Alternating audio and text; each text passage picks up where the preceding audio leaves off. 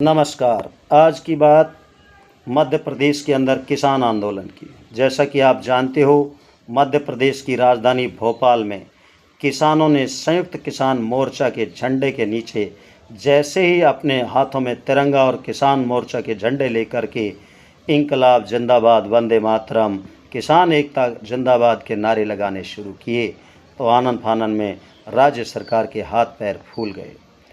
किसानों और जवानों ने मिलकर के अपने जोश और जुनून का परिचय इस कदर दिया कि राज्य सरकार ने केंद्र सरकार पर आरोप मढ़ना शुरू किया। इससे केंद्र सरकार और राज्य सरकार दो गुटों में बंट गई। मध्य प्रदेश के अंदर एक गुट शिवराज सिंह चौहान का हो गया, एक गुट जो है मोहन यादव जी का हो गया। अब केंद्र सरकार ने भी पलटकर जवाब दिया। उन्होंने कहा, हमने तो वर्ष 2025 और 26 के अंदर 4,54,000 मीट्रिक टन खरीदने का आदेश दे रखा है, लेकिन मुख्यमंत्री निकम्मा होने की वजह से इतने बड़े लेवल पर खरीद नहीं कर पा रहा है। उन्होंने अपनी खरीद गति के अंदर वृद्धि करनी चाहिए ताकि किसानों को दिक्कत ना आए। इससे जो है सरकार और ज़्यादा, राज्य सरकार और ज़्यादा दबाव में आ गई इस बीजेपी की आपसी फूट को देख करके, किसानों के बढ़ते हुए दबाव को देख करके, क्योंकि किसान गुस्से में थे।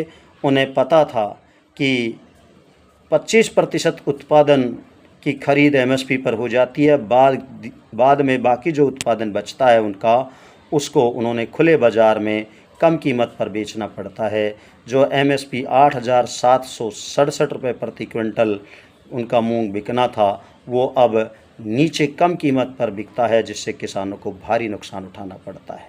जब सरकार पर लगातार दबाव बढ़ा तो सरकार ने कहा, हम जल्द ही किसानों के अब जो पीएसएस प्राइस सपोर्टेड स्कीम के तहत 25% खरीदा जाता था, अब वो 60% तक जो है कुल उत्पादन, जो राज्य का कुल उत्पादन है उसका 60% सरकार खरीदेगी और पूरी एमएसपी उसके ऊपर देगी।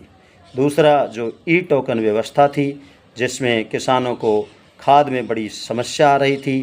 कभी ई टोकन के तहत यूरिया मिल जाता था तो डीएपी नहीं मिलता था, और डीएपी मिल जाता था तो यूरिया नहीं मिलता था। अब उस समस्या से निजात पाने के लिए फ़िलहाल ई टोकन व्यवस्था के ऊपर रोक लगा दी है। तो इस तरह से किसानों की संयुक्त किसान मोर्चा की मध्य प्रदेश की राजधानी भोपाल में एक बहुत बड़ी जीत हुई। ये इस आंदोलन के बाद दूसरी जीत है। और जो दिल्ली जंतर मंतर के ऊपर जो जैन जी ने जो आंदोलन किया, उसने एक ऐसा रास्ता तैयार कर दिया है। आने वाले समय के अंदर देश के अंदर बहुत बड़े बड़े बदलाव होंगे जो किसान और जवानों के हित के अंदर होंगे। जय हिंद।